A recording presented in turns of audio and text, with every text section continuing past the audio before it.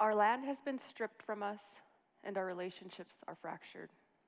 Abuse has become common because of this, and I'm here today to talk to you about it. I have been abused, and nothing has been easy. I am not here to make it easy for you today. You will bear my healing weight. For me to be able to tell my story out loud to anyone is freedom to my soul, because for far too long, I held my secret in the most painful manner. I chose to show a false and tough exterior. I was unfeeling and detached. Presently, I'm finding healing through expression, not only with my words, but also to my reconnection to the land, as well as the way I dress. And today I ask you, how can we care about what we don't know? And more importantly, how can we care about what is going on my homeland of the Fort Hall Indian Reservation? Because although we inhabit one of the most spectacular places, it has a history of heavy trauma that stemmed from colonization and further secured with boarding schools that rocked Native communities from coast to coast, sending shockwaves throughout time. You will bear my healing weight. In taking this risk to share my story is a challenge I accepted because it gave me an opportunity to step outside of boundaries that haven't fully defined me as a human being. I come to express myself so that you may know that every time an indigenous woman is able to speak out of oppression and get a public platform, the better for us all as a collective soul. I also took this risk because once I leave this stage and I go back into the bathroom and I look in the mirror and I look at myself, it will be as if I had taken a long-held, fragile item and I dropped it on the ground. I am shattering my concept of who I thought I was, and I will be transformed. You will bear my healing weight.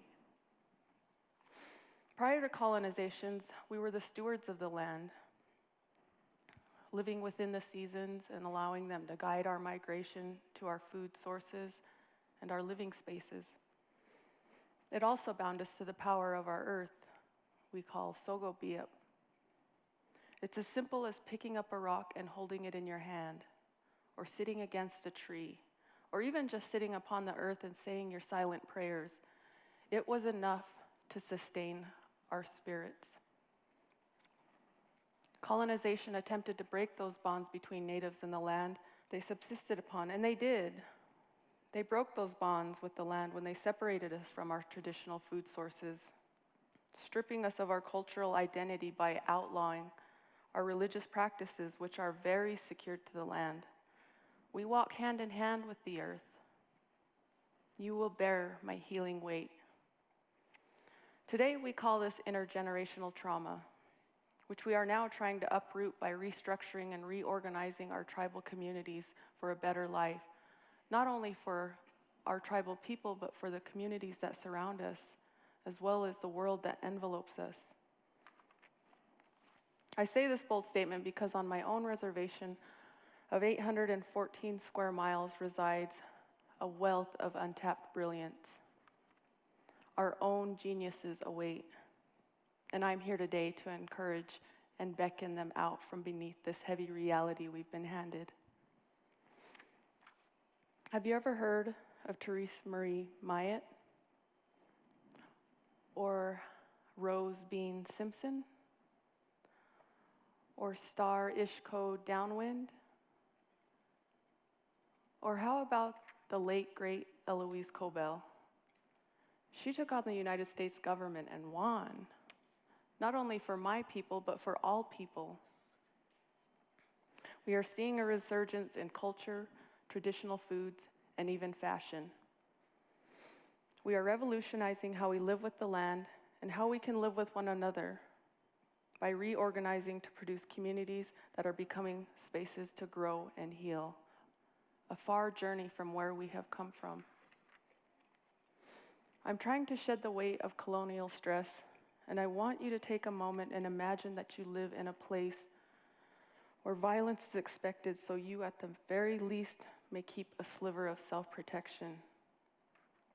I was that small girl that learned to condition herself to the harsh blows that I was handed.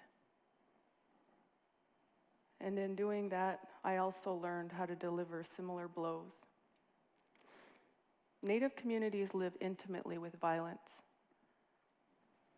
As close as the riparian zone that spoons the deceivingly dangerous Snake River, although serene to the outside gaze, beneath lies an undertow of violence that is chewing us up and spitting us out.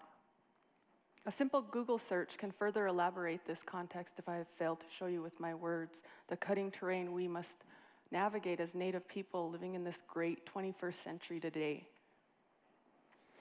And today I come to bear a little bit to further contextualize what this has been like for me and the leaps and bounds I've been taken once the binds of PTSD have been loosened from me, so that I may finally get to show you my brilliance and ingenuity that I'm using to change the world around me. You will bear my healing weight. I beckon you now to look at me. How can you see me? Do not romanticize me as a Native woman. What is romantic about being sexually abused from age 4 to 11?